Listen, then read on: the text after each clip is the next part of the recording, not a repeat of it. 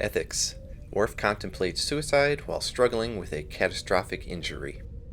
Geordi and Worf are in a cargo hold talking about a poker game, and Worf says something about bluffing not being one of Troi's strong suits.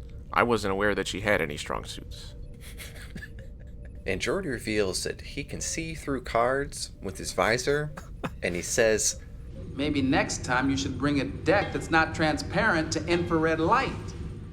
What a bitch. They've detected a leak in one of the containers in the cargo bay, and they're trying to locate it. It turns out it's coming from one of the containers above them, which collapses and lands on Worf's back. He ends up in sickbay, paralyzed from the waist down. And Beverly tells him he will never walk again because they can't repair it. Meaning it will be fixed before the end of the episode. A neurospecialist named Dr. Russell beams aboard to check him out. And she's a fan of Beverly. That's when I started suspecting she was a Romulan spy. I liked how her pants went all the way down to the floor, and I imagine she must have tripped a lot during this episode, so that's probably why most of her scenes in this episode she's not moving. There's almost no research on Klingon spinology because this level of injury would normally be followed by ritual suicide. Riker visits Worf, who asks for his assistance in ritual suicide. I will not live as an object of pity or shame.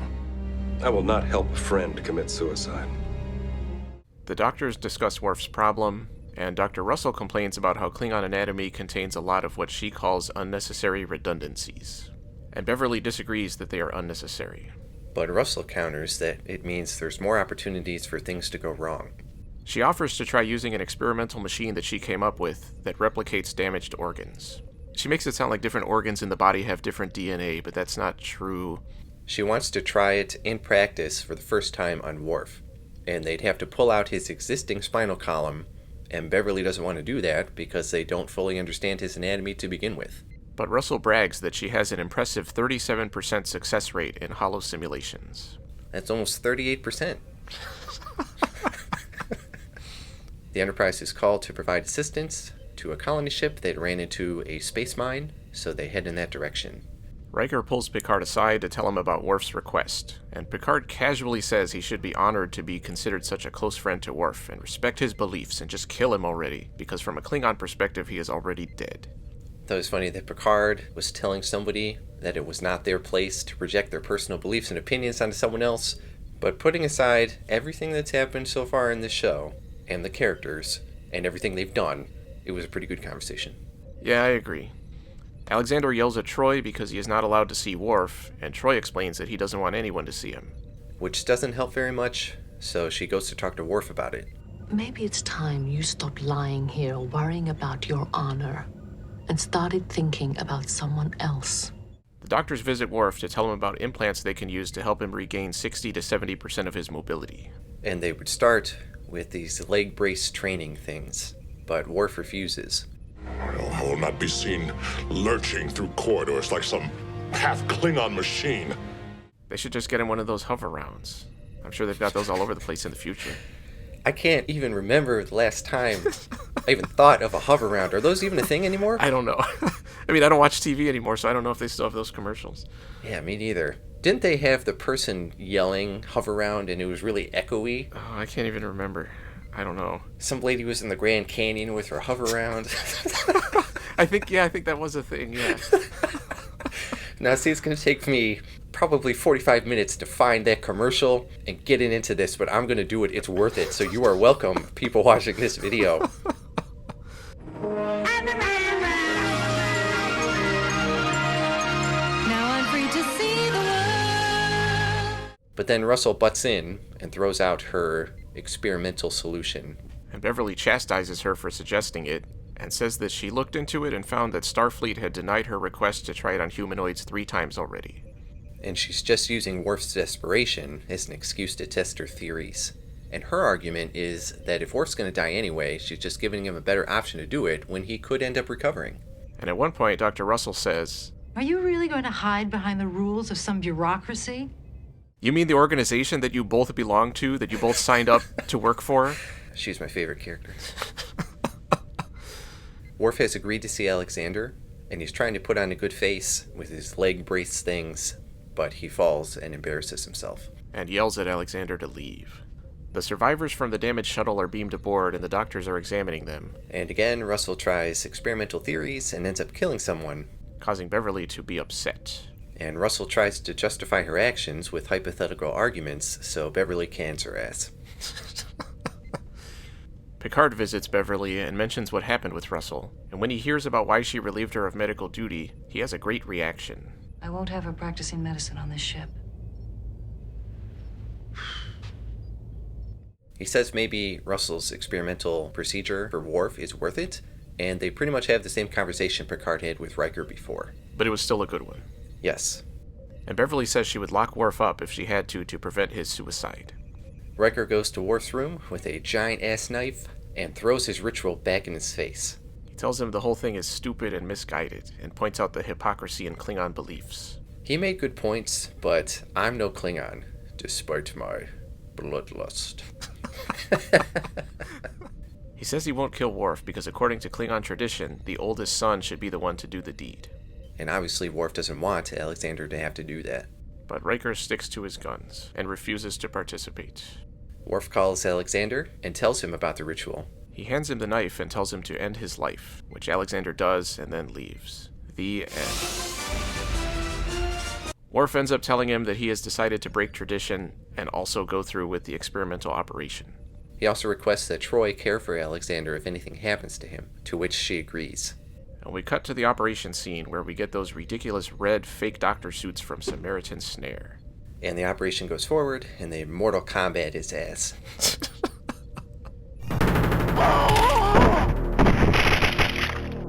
I really liked the interspersed clips of the other crew members during the operation. I agree. They use Russell's machine to generate a new spinal column and insert it into Worf. And everything looks good at first, but then things start beeping. Beverly uses her doctor skills to keep injecting Worf with larger and larger doses of anti-beeping medication, but it doesn't seem to work. Fluctuations in the isocortex. 40 cc's inoprovolone. No response in the isocortex. 75 cc's inoprovolone. Cortical stimulator. Heart rate is erratic. He's going into cardiac arrest. All right, let's go to chloromidride. 15 cc's. Showing no higher brain functions. Okay, 25 cc's colchicine. The rapid response falling. BP dropping. Now 60 over 40. Vector response falling rapidly. Stimulation. And despite their repeated efforts, he dies. Fatality. Beverly goes to tell Alexander, who says he wants to see his father. And it's very sad. I'm not joking, it was actually very sad. And while Alexander cries, Worf starts coming back to life. And Beverly says he basically has another brain as one of his redundant systems. And he gradually recovers. Later, Russell goes to talk to Beverly and wants her to admit that she was wrong, which obviously Beverly does not do. Beverly acknowledges that Russell will probably be lauded for the achievement, but she tells her she put her research ahead of patients' lives and still doesn't approve. And Russell leaves accompanied by a cloud of pure smugness. We close with Worf learning to walk again with his new spine, and he's accepting his son's help to do so. That's called character development. Ethics. Overall? I liked the conflicts in this episode. We had Beverly versus Russell, Riker versus Worf, Picard versus Riker, Picard versus Beverly kind of, Falling Barrel versus Worf, and in every one, both sides had a valid argument. As I said earlier, Picard's perspective didn't seem like it fit based on his past behavior, which was pretty distracting, and it definitely detracted from the overall episode. I was surprised that Worf made the decision to deter his suicide. I thought something would come up to take the decision away from him, and I'm glad that didn't happen. I also liked that Beverly and Russell didn't suddenly become friends at the end. It was a more realistic ending than I expected. My biggest issue with the episode was just that the main story itself wasn't that interesting. A barrel falls on Worf.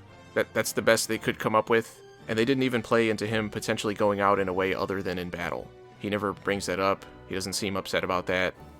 That's a good point. And the rest of the episode is just waiting for Worf to somehow recover. His supposed death was surprisingly effective.